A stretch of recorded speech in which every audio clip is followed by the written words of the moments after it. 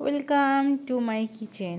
এই জায়গাটাতে দিনের বেশিটা সময় আমি কাটাই, আর এই জায়গাটাকে কিন্তু আমি খুব ভালোবেসে আগলে গুছিয়ে রেখে দিই। এখান থেকে আমি একটু স্বপ্ন দেখার শুরু করেছি। এই জায়গাতে আমি দিনের বেশিটা সময় থাকি বলে ভাবলাম এখান থেকেই কিছু শুরু করা যাক।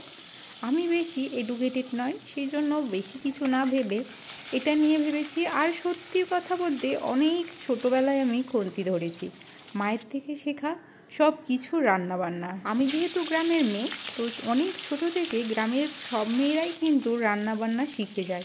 আমি যেমন গ্রামে থাকতে রান্নাবান্না, ধান সিদ্ধ করা, মানে ধান থেকে চাল বের করার যত কিছু প্রসেস আছে সব জানতাম। মুড়ি ভাজা থেকে শুরু করে সবই শিখে নিয়েছি, জানতাম কি জানি আমি। যেহেতু গ্রামে আর বাবা চাষি, তো চাষের কাছে মা বাবা দুজনে বেরিয়ে যেত, আর এই সংসারের দায়িত্ব কিন্তু আমার কাছেই থাকতো। রান্নাবান্না থেকে শুরু করে সব কিছুই আমি করতাম, রান্না থেকে শুরু করে পড়াশোনা সবই সামলে নিতাম। মাও অনেক কিছু হেল্প করতো সংসারের কাজে।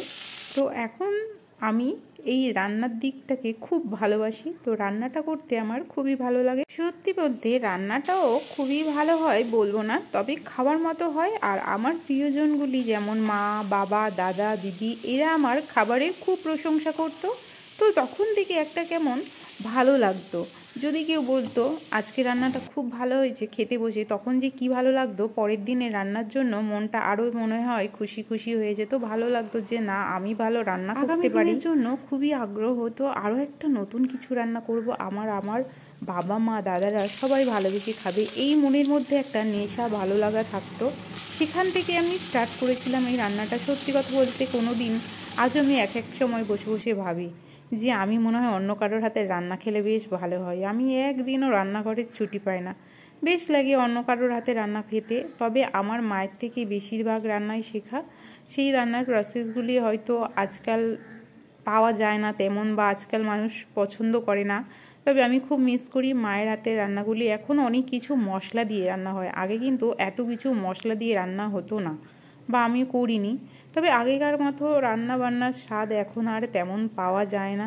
যতই চেষ্টা করি না কেন আগের মতো আর সেই রান্নার স্বাদ পায় না। সেটা গ্রামে গিয়ে রান্না করলে কিন্তু একটু পাওয়া যায়, মানে ওখানকার জল, আবহাওয়া, খাওয়া দাওয়া, সবজি সব কিছু একদমই আলাদা, ফ্রেশ। তাই ওখানকার কিন্তু স্বাদটা এখনও পাওয়া যায়, তবে এখানে আর পায় না। যাই হোক, আমার এই বাড়িতে আসার পরে আমার শাশুড়ি মায়ের থেকেও অনেক কিছু রান্না শিখলাম।